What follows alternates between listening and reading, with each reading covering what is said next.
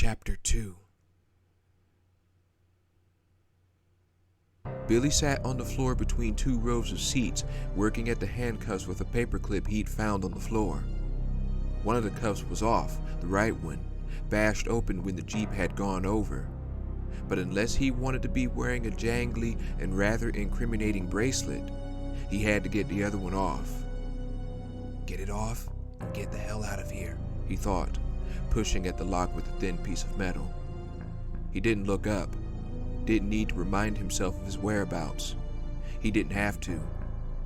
The air was heavy with the scent of blood. It was splattered all over the place, and although the train car he'd found was empty of bodies, he had no doubt that the other cars were full of them. The dogs. Has to be those dogs, though who let them on? The same guy they'd seen in the woods. Had to be. The guy who stepped in front of the Jeep, sending it crashing out of control. Billy had been thrown clear, and except for a few bruises, was pretty much unscathed. His MP escort, Dixon and Elder, had both been trapped beneath the overturned vehicle. They'd been alive, though. The human road stop, whoever he was nowhere to be seen. It had been a tough minute or two, standing there in the gathering dark, the hot, oily smell of gas in his face, his body aching, trying to decide. Run for it or radio for help? He didn't want to die, didn't deserve to die, unless being trusting and stupid was an offense worthy of death. But he couldn't leave them either. Two men pinned under a ton of twisted metal, injured and barely conscious. Their choice, to take some unpaved backwoods trail to the base, meant it could be a long time before anyone happened upon them. Yeah, they were delivering him to his execution, but they were following orders. It wasn't personal, and they didn't deserve to die any more than he did. He decided to split the difference. Radio for help, then run like hell. But then the dogs had come. Big, wet, freaky-looking things, 3 of them. And then he was running for his life because there was something very, very wrong about them. He knew it even before they'd attacked Dixon, ripping his throat out as they pulled him from beneath the Jeep. Billy thought he heard a click and tried to handcuff, hissing air through his teeth when the metal latch refused to budge. Goddamn thing. The paperclip was a lucky find, though there was shit everywhere. Papers, bags, coats, personal belongings, and blood on just about all of it. Maybe he'd find something more useful if he looked harder, though that would mean staying on the train, and that didn't sound like much fun at all. For all he knew, this was where those dogs lived, hauled up here with that crazy asshole who liked to step in front of moving cars. He'd only come aboard to avoid the dogs, to regroup, and try and figure out his next move. And it turns out to be the Slaughterhouse Special, he thought, shaking his head. Talk about out of the frying pan into the fire. Whatever the hell was going on out in those woods, he didn't want to be a part of it. He'd get the cuff off, find himself some kind of weapon, maybe grab a wallet or two out of all the blood-splattered luggage. He had no doubt that the owners were long past caring, and hightail it back to civilization. Then Canada or Mexico maybe. He'd never stolen before, never considered leaving the country, but he had to think like a criminal now if he wanted to survive. He heard thunder, then gentle taps of rain against some of the unbroken windows. The taps became a tattoo, the blood-scented air thinning with a gust of wind through a shattered pane. Dandy. Apparently he'd been hiking out in a rainstorm. Whatever, he mumbled, and threw the useless paperclip against the seat in front of him. The situation was seriously foobar. He doubted it could get much worse. Billy froze, held his breath. The outside door to the train was opening. He could hear the metal sliding, the rain getting louder, then quieter again. Someone had come aboard. Shit. What if it was the maniac with the dogs? Or what if someone found the Jeep? He felt a sick, heavy knot in his stomach. Could be. Could be that someone else from the base had decided to use the back road tonight. Maybe had already called in when they'd seen the crash and learned that there should have been a third passenger, a certain dead man walking. Maybe he was already being hunted. He didn't move, straining to hear the movements of whoever had come in from the rain. For a few seconds, nothing. Then he heard a soft tread, one step, then another, moving away from him toward the front of the car. Billy leaned forward, carefully sliding his dog tags under his collar so they wouldn't jingle, moving slowly until he could just see around the edge of the aisle seat. Someone was stepping through the connecting door, thin, short, a girl or a young man maybe, dressed in a Kevlar vest and army green. He could just make out a few letters on the back of the vest, an S, a T, an A, and then he or she was gone. Stars. Had they sent out a team looking for him? Couldn't be, not so fast. The Jeep had crashed maybe an hour ago tops, and the Stars didn't have a military affiliation. They were a PD offshoot. No one would have called them in. It probably had to do with the dogs he saw, obviously some mutant feral pack. The Stars usually dealt with the weird shit that local cops couldn't or wouldn't handle. Or maybe they'd come in to investigate whatever had gone down on the train. Doesn't matter why, does it? They'll have guns, and if they figure out who you are, this taste of freedom will be your last. Get out of here, now. With man-eating dogs running around in the woods? Not without a weapon, no way. There had to be some kind of security on board, a rented uniform with a gun. He just had to look. It would be a risk with the Stars on board, but there was only one of them after all. If he had to... Billy shook his head. He'd seen his share of death in special forces. If it came down to it, here and now, he'd fight or run.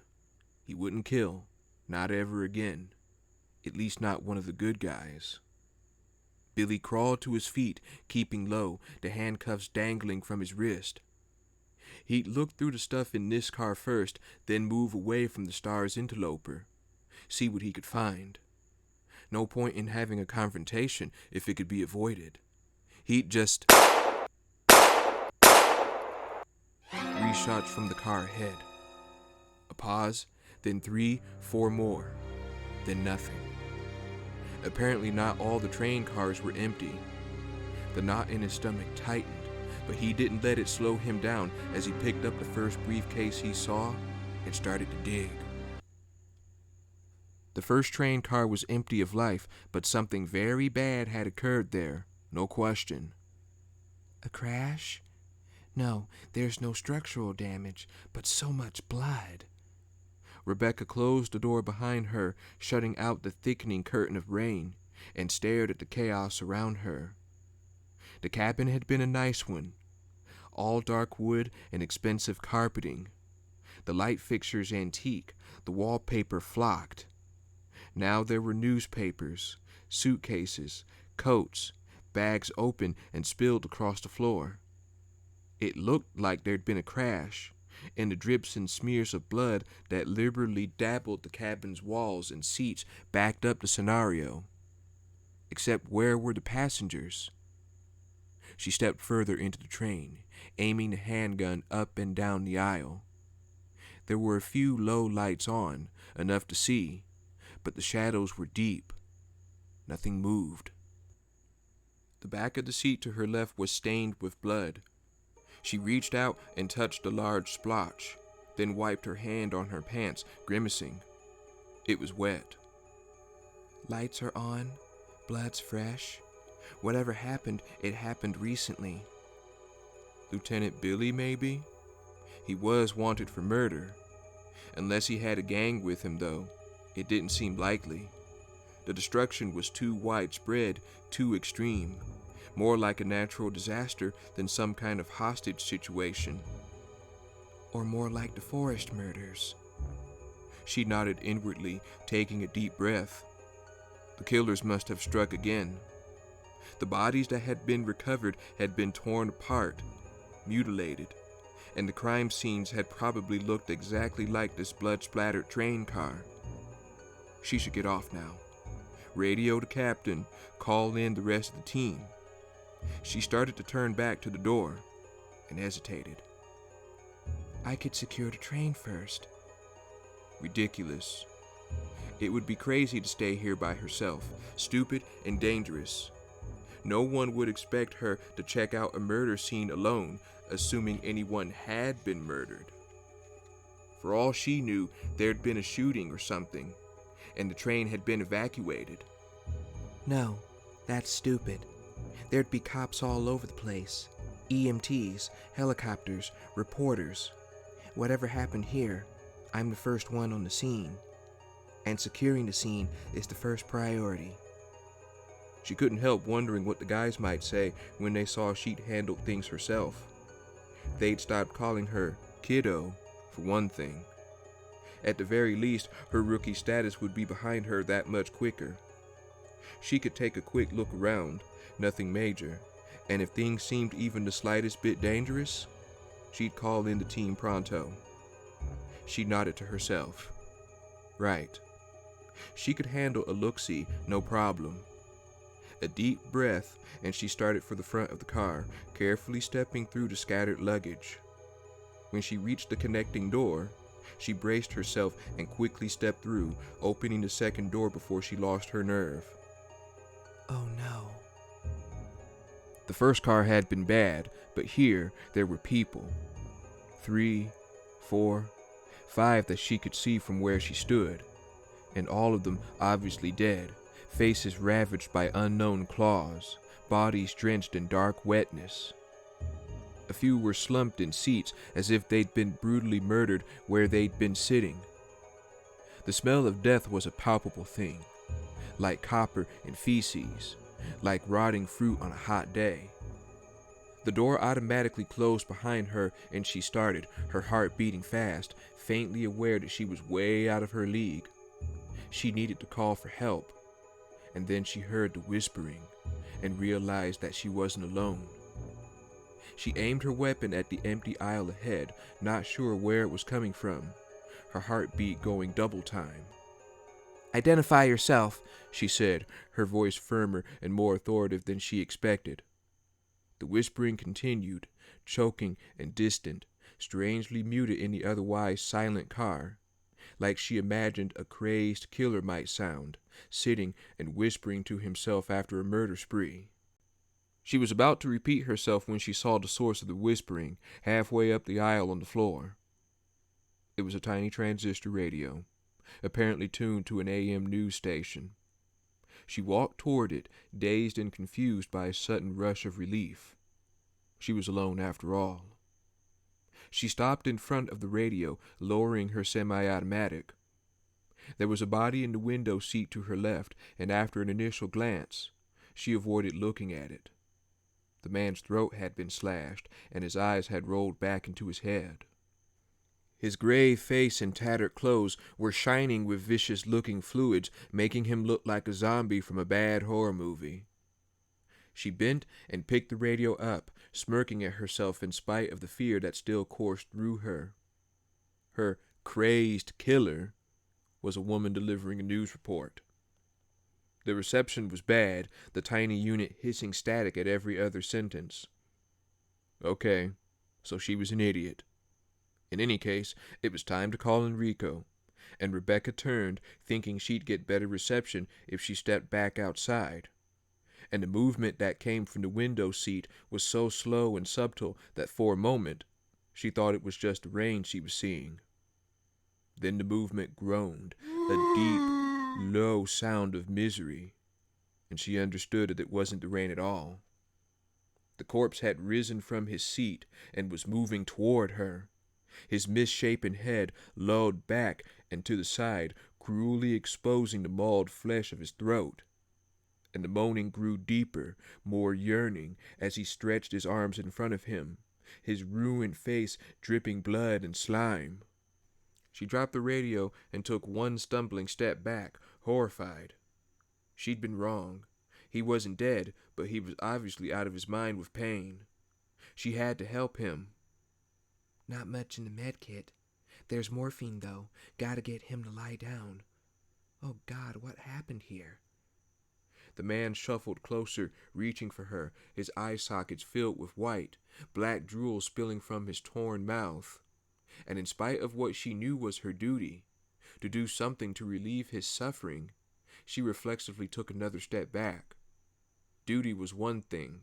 Her instincts were telling her to run, to get away, that he meant to do her harm. She turned, not sure what to do. And there were two more people standing in the aisle behind her, both as slack-faced and damaged as the wide-eyed man, both moving toward her with the steady, staggering movements of horror movie monsters. The man in front wore a uniform. He was some kind of train attendant, his face gowned, skull-like, and gray.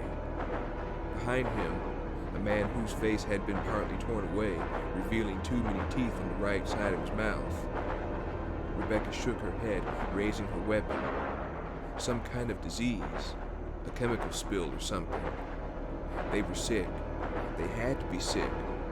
Except she knew better, even as the three men moved closer, raising bony gray fingers, moaning with hunger. Maybe they were sick, but they were also about to attack her. She knew it as surely as she knew her own name. Shoot! Do it! Stop! She shouted, turning back to the wide-eyed man. He was closer, too close, and if he was aware she was pointing a handgun at him, he gave no sign. I'll shoot! The monster rasped, grasping for her, baring dark teeth, and Rebecca fired. 2, 3 shots, the rounds tearing into the discolored flesh. The first 2 hitting his chest, the third blowing a hole just above his right eye.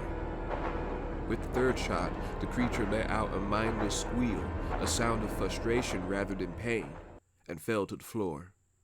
She spun again, praying that the sound of shots had stopped the other 2, and saw that they were almost upon her, their eyes glazed, their moans eager. Her first shot hit the uniformed man in the throat, and as he reeled back, she aimed for the second man's leg. Maybe I can just wound him, get him down. The uniformed man started forward again, his throat gurgling blood. God! She said, her voice small with shock, but they were still coming. She didn't have time to wonder, to think. She raised her aim and fired 2, 3 more times, all headshots. Blood and flesh sprayed, torn. The 2 men went down. Sudden silence, stillness, and Rebecca's wide gaze searched the car, her body drumming with adrenaline. There were 2, 3 more corpses, but none of them moved. What just happened? I thought they were dead. They were dead. They were zombies. No, there was no such thing. Rebecca checked to be sure there was another round in the chamber, doing it automatically as she struggled to understand. They weren't zombies, not like in the movies. If they'd truly been dead, the shots wouldn't have made them bleed like that. Blood didn't pump if the heart wasn't beating. But they only went down after the headshots. True. But that could still mean some sort of disease. Maybe something that blocked pain receptors. The forced murders. Rebecca felt her eyes widen even more, putting the pieces together. If there had been some kind of chemical spill or sickness, it might have affected any number of people up here in the woods, making them attack others. There'd been recent reports of wild, feral dogs, too. Was it possible that the sickness was trans-species? Some of the victims had been partially eaten, bites made by human and animal jaws on at least 2 of the bodies. She heard a soft movement and stopped breathing. Back by the door she'd come through, a seated corpse seemed to slump lower in its seat. She watched it for what seemed an eternity, but it didn't move again, the only sound that of the rain outside. Corpse? Or victim of some tragic circumstance? She didn't want to find out. Rebecca backed away, stepping over the man with white eyes, now very much dead, deciding she'd try the door at the front of the car. She had to get off the train, tell the others what she'd found. Her head spun with what needed to happen next. The community would have to be alerted, a quarantine set up right away. The federal government should get involved too, the CDC or the U.S. AMRID, or maybe the EPA, an agency with the power to close everything down, figure out what had happened. It would be a huge undertaking, but she could really contribute, really make a... The corpse at the back of the car shifted again, its head settling against its chest, and all thoughts of saving Raccoon fled from her shocked mind. Rebecca turned and ran to the connecting door, sick with fear. All she wanted was out. It didn't take too long to find a weapon, and as luck would have it, Billy was intimately familiar with the standard-issue MP handgun he found in a duffel bag stuffed under a seat. It was the same kind that his escort had carried. There was a spare clip and a half a box of 9x19mm parabellum rounds, too, as well as a flip-top lighter, another handy device to have around. One never knew when fire might be necessary. He loaded up, stuffing the clip into his belt and the extra rounds into his front pockets, wishing he had his fatigues on instead of civvies. Blue jeans weren't the best for carrying shit around. He started to look for a jacket, then decided against it. Even with the rain, it was a warm night, and slogging around in wet denim would be bad enough. The small pockets would have to do. He stood at the door that led back into the woods, weapon in hand, telling himself that he needed to get gone, and yet not leaving. He hadn't heard anything from the Stars kid since those 7 shots. Only a few minutes had passed. If the kid was in trouble, it wasn't too late for him to step in and... "Are you crazy?" his brain shouted at him. "Go! Run, you idiot!" Right, of course. He had to leave, but he couldn't get the ring of those shots out of his head, and he'd spent too long as one of the good guys to turn his back on one of them if they needed help. Besides, if the kid was dead, that would mean an extra weapon. "Yeah, that's it," he mumbled, perfectly aware that he was searching for a more criminal-minded reason to justify his decision. There was no help for it. He had to go look. With an internal groan, Billy turned away from the door, from freedom, moving instead to the front of the car. He stepped through the first door, hesitating a beat in the connecting joint before grasping the handle to the second, into the next car. The only sound was the rain outside, working its way into a real storm. As quietly as he could, he slid the second door open and stepped through. The unmistakable smell hit him first. His jaw tightened as he surveyed the car, counting heads. 3 in the aisle, 2 up ahead on the right, and 1 directly to his left, slumped down in a seat, all of them dead. The man in the road. Billy frowned, realizing that any one of the corpses around him could have passed for the dork who'd stepped in front of the Jeep, causing the crash. He'd only caught a glimpse of the guy, but remembered thinking that he looked sick. Maybe one of these people. But no, they'd been dead for days. So what was the kid shooting at?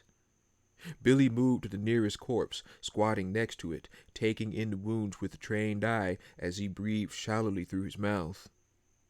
The guy had been dead for a while. Part of his right cheek was missing, making him appear to grin widely up at Billy, and the edges of the torn tissue were rotting, black with decay. And yet there were 2 bullet holes in his brow, and a pool of very fresh blood surrounded his head and upper body like a red shadow. Billy touched the pool with the side of his hand, his frown deepening. It was warm. The next closest body, a train attendant, looked pretty much the same.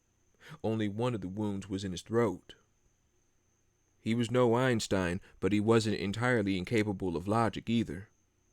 The fresh blood could only mean that these people just looked dead. and the fact that they were now full of holes suggested that they'd tried to attack the Lone Stars member. Which means I'd better be damned careful, he thought, rising to his feet. He looked back at the body in the seat now behind him, his gaze narrowing. Had the man moved, or was it a trick of the light? Either way, he'd just as soon be somewhere else. He hurried up the aisle, stepping over corpses, trying to watch all of them at once and cursing his need to find the Stars kid. If only he didn't have a goddamn conscience, he'd be long gone by now.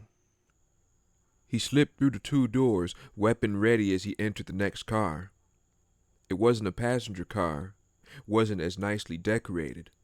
From the entrance, he could only see a short corridor that turned up ahead, and 2 closed doors to his right, a few windows opposite.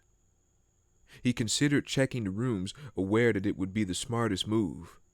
Turning your back to an unsecured area was a bad call, but he was starting to think that his conscience could go screw. He didn't want to secure the entire train. He just wanted to see that the kid was okay and then get the hell out. And if said kid doesn't show up in the next couple of minutes, I'm deboarding anyhow. This sucks. Sucks wasn't the word. It didn't begin to describe the low terror he felt in his gut. But he'd seen fear cripple the strongest men, and knew better than to dwell on thoughts of monsters and darkness. Better to laugh it off as a bad dream and get on with things. He edged down the corridor, moving silently, sliding along the wall as the hall jagged right, and then continued on, past an open door with a spill of cardboard boxes blocking the entrance. Storage room, probably. There were no bodies, at least, but a smell of rot hung in the air. A few unbroken windows he passed reflected a pale shadow of himself. Only blackness and rain outside. He noted with dismay that some of the glass from the shattered panes was inside the car, scattered across the dark wood floor, which suggested that someone had been trying to get in, not out. Creepy. It looked like the corridor jagged left again up ahead, just past another closed door labeled Conductor's Office. He had to be near the front by now, and saw a second pale shadow up ahead, reflected in a window directly past a turn. He stopped, held very still, watched as the figure crouched down, his or her back to the corridor, oblivious to any threat from behind. If it was the Stars, he or she needed more training.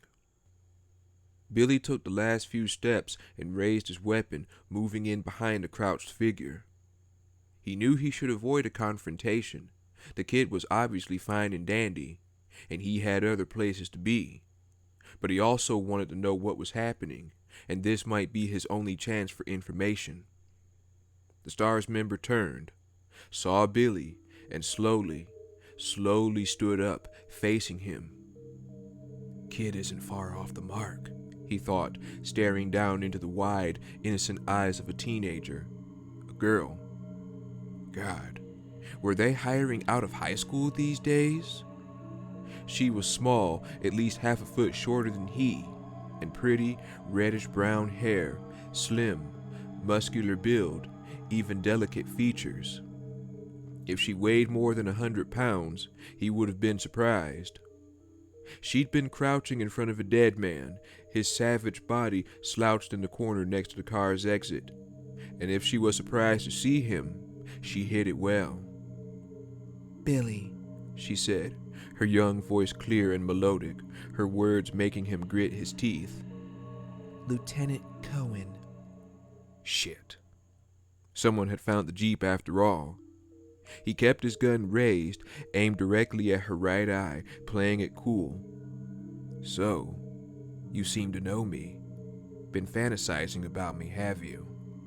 You were the prisoner being transferred for execution, she said, her voice taking on a hard edge. You were with those soldiers outside. She thinks I did it, that I killed them, he thought. It was written all over her pixie face. He realized then that she probably didn't know a thing about what was going on. if she hadn't connected the walking corpse guys to what happened to the Jeep. And he saw no reason to disillusion her. She was trying to look tough, but he could see that he intimidated her. He could use it to get out of this. "Uh-huh, I see," he said. "You're with stars. Well, no offense, honey, but your kind doesn't seem to want me around. So I'm afraid our little chat time is over." He lowered his weapon, then turned and walked away, his gait uneasy and unhurried, as though he wasn't the slightest bit concerned by her presence. He was counting on her obvious inexperience and fear of him to keep her from acting. It was a calculated risk, but he thought it would pay off. He tucked his weapon into his belt at the small of his back and was halfway back down the corridor when he heard her jogging to catch up. Shit! "Wait! You're under arrest," she said firmly. He turned to face her and saw that she hadn't even unholstered her weapon. She was doing her damnedest to look fierce, but she couldn't pull it off. If the situation had been less serious, any less bizarre, he would have smiled. "No thanks, dollface. I've already worn the handcuffs," he said, holding up his left hand and jangling the hanging cuff. He turned and started away again. "I could shoot, you know," she called after him. But now there was an edge of desperation to her voice. He kept walking. She didn't follow, and a few seconds later he was back through the first connecting door. He opened the door to the car of dead passengers, wearing a shaky grin, relieved. It was better this way. Every man for himself and all that. And he saw that the dead man who'd been slumped in his seat at the back was now standing, swaying, his one remaining eye fixed on Billy's position. With a moan of hunger, the creature shambled forward, reaching out with shredded fingers as though to feel his way to where Billy stood.